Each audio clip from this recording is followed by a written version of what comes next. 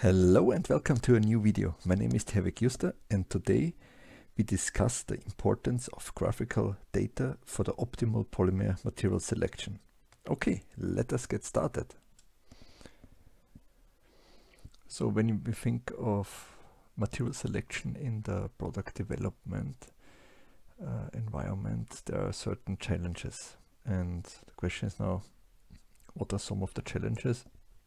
The first thing is the lack of reliable data. So what is meant by that? So you have to imagine till the 1960s there was no accounting of temperatures or stress on plastic parts needed. Most of the plastic parts were, for example, toys or flower pots, so simple applications. However, this changed with the rise of engineering and high-performance plastics. They changed this, and when you think engineering and high-performance polymers, they have to withstand harsh environments. When you think of automotive or the chemical processing industry or aerospace, and there the understanding of long-term behavior is crucial. However, when you think of technical data sheets, they have changed over the decades.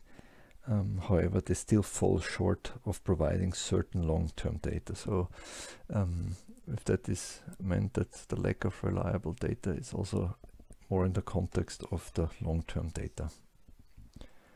Another challenge is the setup of accurate application requirements. And when you think of a plastic part, it's really sometimes easy to forget some requirements, such as the environmental exposure. Also, it can happen that there are aggressive conditions the product will be experienced. However, those aggressive conditions have nothing to do with the application itself. For example, when you have to ship certain product from Asia to Europe, there is a so-called shipping test where the part has to withstand 72 hours at 60 degrees C. So this is not something you take into account when you design for the application itself. And also consideration of chemicals such as lemon juice or vinegar you have to take into account when you think of household products. So the best thing is really to review the application from production to delivery to the end use, and maybe also beyond when you think of recycling. And this can be done also. There are several checklists. I have also a similar checklist on my blog findoutaboutplastics.com to not forget any of those requirements. Okay, and what we already also discussed, technical data sheets. So when you look at the TDS, most mechanical properties are limited to the room temperature. However, with polymers, they change the properties with the change in temperature. So strength and stiffness decline with increasing temperature, and toughness decreases at lower temperatures. So you can say that all these changes occur always in a non-linear way, and everything non-linear is for us difficult to predict. And also the values on the data sheet itself, on the TDS, are always values which are associated with failure. And when you think of yield stress,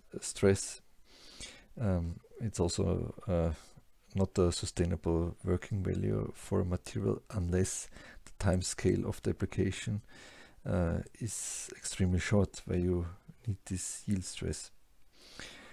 For us, it is more interesting to know what impact events a material can survive, rather than the energy that produces failure. So it's really the other way around from the thinking, and this is not really shown on the TDS.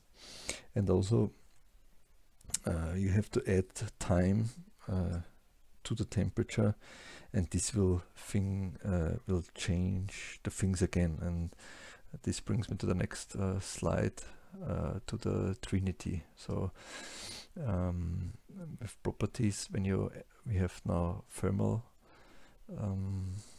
impact, we have the time as a factor, and also then the chemicals and the environment, and those three you need to consider to really then predict the certain failures. Okay, so let us quick sum up. So plastic properties are a function of temperature, time, also environment, and are nonlinear and influenced by the environment and the application conditions. And when you switch now from tabular data, so the classic TDS data, into more graphical data, you can increase also the chances of better decision making during the material selection. And what also helped me is to develop a long-term thinking. So most products are designed for longer use, and this you have to keep in mind during the material selection. Okay, so graphical data is a way to support optimal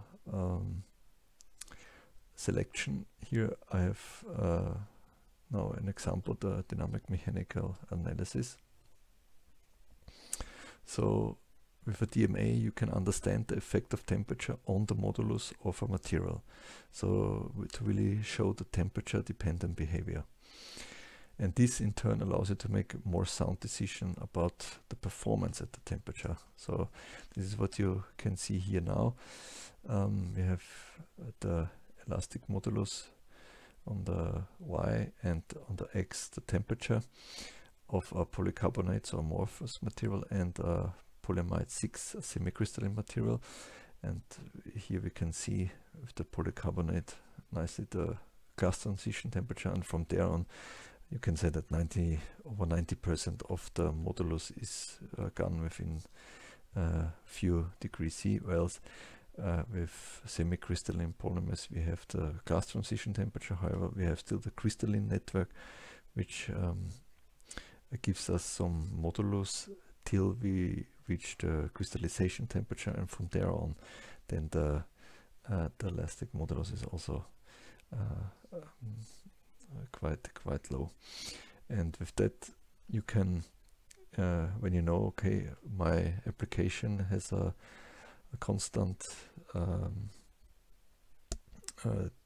temperature of use at 100 degrees C, you can already immediately see that the amorphous material has the higher modulus at 100 degrees C. So in this example here now it's all unreinforced, so probably with a semi-crystalline with reinforcement you can increase here this part also towards more up. However, in general here is the idea to immediately assess the suitability at a certain temperature. Another way is with dealing with temperature, in particular long term versus short term, is to use a UL, relative temperature index, or thermal index, versus the heat deflection temperature for our short-term assessment. And the UL gives us the long-term view, so it is up to the 100,000 hours, whereas here the HDT is really just a short-term. And when you plot here several materials, you can already see, okay, here our polycarbonate has a quite a high continuous use temperature, you can also at nearly 80, and has a high heat deflection temperature also for short-term heat exposure. And when you take our PS6 from before, we have an overlap with the PS66, so a lower heat deflection temperature, however quite a similar RTI value. Okay, if you want to find out more information on polymer engineering topics, I highly recommend you my blog findoutaboutplastics.com, as well on material selection, my online courses. I will link you both the blog and the online courses in the description below. Okay, which video to watch next? In this video we discuss the consideration of continuous heat exposure in the polymer material selection and part design process. So check it out. Thank you for watching, and do not forget to subscribe and smash that like button. Till next time, bye.